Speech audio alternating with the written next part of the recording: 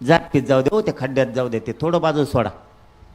शेतकऱ्याशिवाय दुसरा कोण आहे? आमदार असला तरी शेतकरीचे, खासदार असला तरी शेतकरीचे, मंत्री असला तरी शेतकरीचे, कारखान्याचा मालक असला तरी शेतकरीचे, पोलीस असला तरी शेतकरीचे, तहसीलदार असला तरी शेतकरी, मास्तर असला तरी शेतकरीचे, डॉक्टर शेतकरीचे.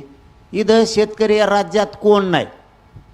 आणि मग तुमचा बाप ज्यावेळेस शेती कसतो आणि तुम्हाला नोकऱ्याला लावतो, त्यावेळेस तुमच्या बापाचीच कर्जमाफी करा म्हणून वच्चे वैध बसलेत, त्यांच्यासाठी रस्त्यावर येत नाहीत काय तुम्ही? सगळ्या क्षेत्रातल्या लोकांना या लढ्यात उतरावं. पण पुनश्च एकदा भाऊच्या माध्यमातून विनंती करतो आणि मीही माझ्या वतीनं विनंती करतो आणि राज्यातल्या 14 करोड शेतकऱ्यांच्या वतीनं विनंती करतो की जे शेतकरी संघटनेचे जेवढे महाराष्ट्रातले अध्यक्ष आहेत तेवढे एका जागेवर लवकर बसा. तब्येत खराब होत चालली त्यांची. आणि एक वार ठरवून द्या, एक तारीख ठरवून द्या. त्या दिवशी शांततेत पुरं राज्य बंद. इकडची गाडीसुद्धा इकडं जाऊ देत नाहीत, चाकसुद्धा हलवून देत नाहीत आम्ही. जर चाक बी हलवून दिलं ना, चायला मराठ्याचे किंवा आम्ही शेतकऱ्याच्या पोटचेच नाही, एक बी हलवून देत नाही त्याकडे त्याकडे. फक्त तुम्ही डेडलाईन लवकर द्या, कारण आम्हाला नाही जास्त कळत त्यातलं. नवीन ते शेतकरी संघटनेचे कोण कोण आहेत, मायाने आहेत लय ओळखीचे. एकाला फोन लावा, मी लावला असते सगळ्याला, या इकडं आपल्याला असं असं ठरायचं. एक नाही ओळखीत त्याने म्हणावं मला नाही लावला, मग मी नसतो जात.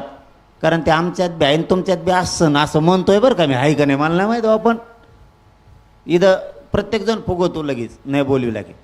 त्यामुळे एक सगळ्या शेतकरी संघटनेच्या अध्यक्षांनी मनानं एक आव्हान करावं, एक तातडीचे बैठक बोलवावं आणि जाहीर करून टाकावं की या दिवसाच्या आत मागण्याची अंमलबजावणी करा, नसता आम्ही अमुक अमुक दिवशी बेमुदत राज्य बंद पाडणार. एक दिवसासाठी नाही, पूर्ण राज्यच बंद. शेतकऱ्यांची कर्जमाफी होत नाही तोपर्यंत पूर्ण राज्य बंद. एक डेडलाईन देऊन टाका. राज्य कसं बंद होत नाही भाऊ, आम्ही तुमच्या मागं, तुम्ही काळजीच करू नका. आणि आपण काय ते तसलं गप्पा आणणारं पोरगं नाही. तुम्ही मला चांगलं जवळून बघितलेलं आहे. हां, मी गप्पा आणतो निघून जातो नाही. एकदा बोललो ना बोललो, 1 इंचसुद्धा तुमच्या पाठीमागून मागं सरकणार नाही, 1 इंचसुद्धा. फक्त लवकर सगळ्या शेतकऱ्यांना आव्हान करून त्या संघटनेच्या अध्यक्षांना एक वेळ ठरवा. आपल्याला मात्र शेतकऱ्यांना न्याय द्यायचा आहे. मी कायम सोबत हे शेतकऱ्याचं पोरगं म्हणून कायम. फक्त आम्हाला सांगावं लागतं. आम्हाला मनानं निर्णय का घेता येत नाही? तुम्हाला विचारल्याशिवाय कुठला निर्णय घेणंसुद्धा योग्य नाही. मी माझ्या आंदोलनाच्या वेळेस समाज निर्णय घेऊन टाकतो. शिव प्रश्न शेतकऱ्याचा, इथं समाजा फेमाजाचा काही संबंध नाही कोणच्याच. इथं कोणत्या जातीचा असला तरी तो शेतकरी, तो आपला बाप आहे आणि बाप जागला पाहिजे. सगळ्यात जास्त आत्महत्या विदर्भात ह्यात, त्याच्यानंतर मराठवाड्यात नंबर लागतो. आणि आपल्या दोघाचे सगळ्यात जास्त आले विदर्भ आणि मराठवाडा, सगळ्यात जास्त. थोडेसे 1 ते 1.5 जिल्हा पश्चिम महाराष्ट्रातला पलीकडचा आहे, पालघरचा पलीकडचा काही, तिकडचा काही भाग आहे, गडचिरोलीपर्यंत. नसता सगळ्यात जास्त राज्यात जर वाईट परिस्थिती असेल तर विदर्भ आणि मराठवाड्याची. आणि मराठवाड्याला आणि विदर्भाने जर एखादी बार ठरलं तर काय अडचण आहे रे? मायला आपले नाते एकामेकासंग आहेत.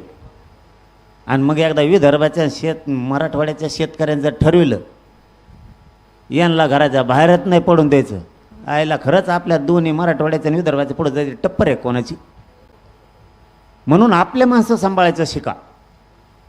बच्चू भाऊच्या जीवाला धोका होता कामा नाही. देवेंद्र फडणवीस साहेब आणि अजितदादा आणि शिंदे साहेब लक्षात ठेवा. जर का त्यांच्या जीविताला काय धोका झाला रे बाबा, मनोज जारंगे तर रस्त्यावर आहेच. मग गोटेच घेऊन असतो. पुन्हा सुट्टी नाही. पुन्हा एकदा सगळ्या शेतकरी संघटनेच्या अध्यक्षांना विनंती करतो की तुम्ही लवकर डिसिजन घ्यावा, ही विनंती करतो. आणि भाऊला पुन्हा एकदा सांगतो की भाऊ तब्येतीची खूप काळजी घ्या. उपोषण करू नेहमी खूप हाल होतात. आणि थांबतो. धन्यवाद.